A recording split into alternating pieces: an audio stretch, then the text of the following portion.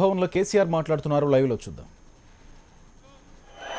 చెరువు కట్టకాన్నో చెట్టు కిందనో గుడి మీదనో గడ్డాలు గీసే పరిస్థితి ఉండొద్దు. హైదరాబాద్లో ఎట్లయితే సెలూన్స్ ఉంటాయో తెలంగాణ ప్రతి మారుమూల గ్రామంలో కూడా అటువంటి మంచి సెలూన్ ఉండాలి.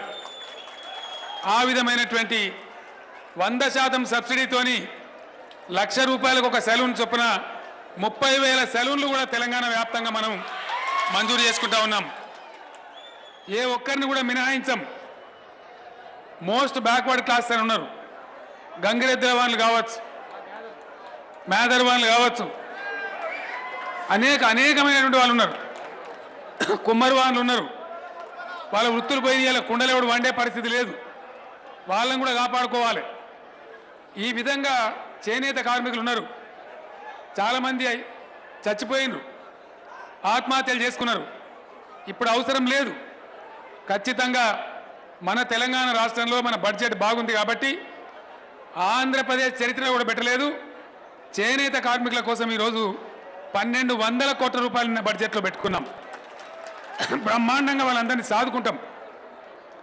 అన్ని కులాలు అందరూ కూడా అద్భుతంగా బతికేటువంటి బడ్జెట్ నిన్న పెట్టుకున్నాం. మిమ్మల్ని అందరినీ కూడా మేమేం చేస్తామంటే నేను స్వయంగా కూర్చొని ఆ పక్కన హాల్ ఉంది కదా, ఏప్రిల్ 1వ తేదీ నుంచి ఏప్రిల్ 10వ తేదీ వరకు ఇట్లా అన్ని కులాలు కలిపి కాకుండా ఒక్కొక్క రోజు ఒక్కొక్క కులం వాళ్ళని పిలిచి డీటెయిల్స్ అన్నీ మాట్లాడుకొని నేనే స్వయంగా కూర్చొని నేను ఆ సంబంధిత మంత్రి, సంబంధిత సెక్రటరీ, హెచ్ఓడీలు అందరం కూడా కూర్చొని ఈ డబ్బులు ఎట్లా వాడుకుందాం, ఏ పద్ధతిలో చేసుకుందాం, మత్స్య పరిశ్రమ ఎట్లా పెరగాలి, ఇంతకుముందు చేపలు పట్టే పద్ధతిలో ఇంతకుముందు గవర్నమెంట్లన్నీ బేగం బజార్ బ్రోకర్లకు అప్పగించారు. మనం ఇవాళ పరిస్థితి ఉండకూడదు. రాష్ట్రంలో ఉండే మొత్తం ప్రాజెక్టులు, మొత్తం చెరువులు, మొత్తం నదుల మీద కట్టేటువంటి బరాజులు అన్నిటి కూడా 45,600 చెరువులన్నీ కూడా మత్స్య కార్మికులకే హక్కులు ఉండే విధంగా మధ్యలో ఇంకెవరు లేకుండా, ఎవరు అజమాయిషీ లేకుండా కొత్త చట్టం కూడా ఇదే అసెంబ్లీలో ఇప్పుడు జరిగే సమావేశంలో కొత్త చట్టం కూడా తెచ్చాం. మత్స్య కార్మికులందరికీ బ్రహ్మాండమైనటువంటి తీపి కబురు అని చెప్పి నేను మనవి చేస్తా ఉన్నా. కొన్ని వేల కోట్ల రూపాయల సంపద మనం సృష్టించబోతా ఉన్నాం. యాదవ సోదరులు రేపు ఎటువంటి పేరు రావనంటే బాగా ధనికులైనటువంటి గొల్ల కుర్మలు ఎక్కడున్నారు ఇండియాలో అంటే తెలంగాణ రాష్ట్రంలో ఉన్నారని చెప్పే పరిస్థితి రావాలి. బాగా ధనికులైనటువంటి చేపలు పెంచి చేపలు అమ్మే వాళ్ళు ఎక్కడున్నారంటే తెలంగాణ స్టేట్లో ఉన్నారనే మాట రావాలి. ఈరోజు బంగారు తెలంగాణ అంటే వట్టిగా స్వీట్గా మాట్లాడితే రాదు, కష్టం చేస్తే వస్తుంది, కష్టపడితే వస్తుంది. డబ్బులు ఇవ్వడానికి ప్రభుత్వం ఉంది. నేను మీ అందరితో ఒకటే మాట మనవి చేస్తా ఉన్నా. ఈరోజు నేను మీకు చెప్తా ఉన్నాను, మీరు నాతో పంచాయతీ పెట్టుకున్నారు, పని చేద్దామని అంటున్నారు, ఇంతమంది నన్ను కలవడానికి వచ్చిండ్రు. నాతో పెట్టుకోవడం అంటే నేను అనుకున్నట్టు మీరు తయారయ్యేదాకా నేను నిద్రపోను, మిమ్మల్ని పోనీ అని చెప్పి మనవి చేస్తా ఉన్నా.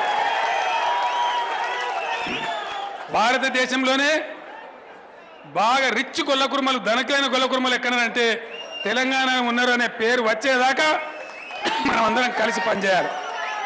అన్ని వర్గాల ప్రజలు ఆ విధంగా తయారు కావాలి.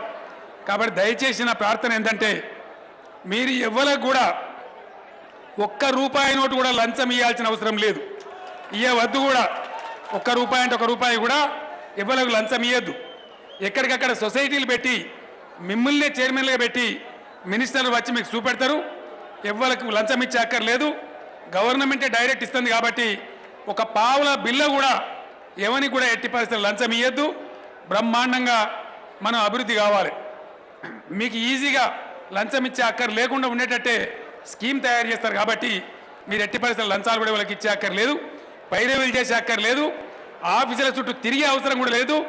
ఇలా గవర్నమెంటే మీ ఇండ్ల ముందరకు వస్తుంది, ఆఫీసర్లు మీ ఇండ్ల ముందరకు వస్తారని చెప్పి నేను మనవి చేస్తా ఉన్నా. మొన్న మన యాదవుల దగ్గర భూమి ఉన్నదా లెక్క తీయమంటే యాదవులు మునుపు మండల ఆఫీస్కి తిరిగేది. కానీ ఇప్పుడు ఎంఆర్ఓలే వచ్చి యాదవుల ఇంటి ముందట్టుకు లెక్క రాసుకుంటా ఉన్నారు. అది మీరు చూస్తూ ఉన్నారు రాష్ట్ర వ్యాప్తంగా. రేపు కూడా అదే పద్ధతిలో జరుగుతుంది. కాబట్టి అందరం కలిసికట్టుగా గట్టిగా పనిచేయాలి. మీరు మంది అనుకోకుండా ఎక్కువ మంది వచ్చిండ్రు, నేను అందరు కనబడలేకపోతున్నా, మీరు అన్నిదా భావించద్దు. అందరు కూడా సంతోషంగా ఉండి సుఖంగా మంచిగా పనులన్నీ చేసుకొని రాబోయే 2 ఏళ్లలో అద్భుతమైన ఫలితం రాబట్టాలి, అద్భుతమైన లాభాలు సంపాదించాలి, అందరు ధనికులు కావాలి. ఆ రకంగా అందరం కూడా ముందుకు పోదామని తెలియజేస్తూ మీ అందరికీ కూడా శుభం జరగాలని మీ అందరికీ శుభాకాంక్షలు తెలియజేస్తూ మీరందరూ బాగుపడాలని చెప్పి కోరుకుంటూ నేను సెలవు తీసుకుంటా ఉన్నా. జై తెలంగాణ, జై తెలంగాణ.